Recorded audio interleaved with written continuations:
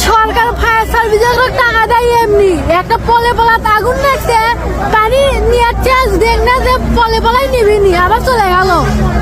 মানুষের মুতার পানিও বেন ওর থেকে বেশি আছে, ফায়ার সার্ভিসের আগুন নিবেন এর পানির থেকে।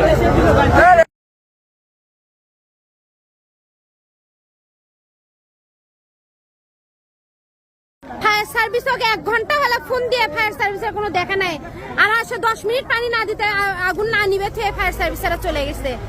শয়তানের দলেরা সরকার এর বসে থাকে এমনি এমনি টাকা দেয়, একজন মানুষ নিঃস্ব হয়ে গেলেও দেখার কোনো বিষয় নাই।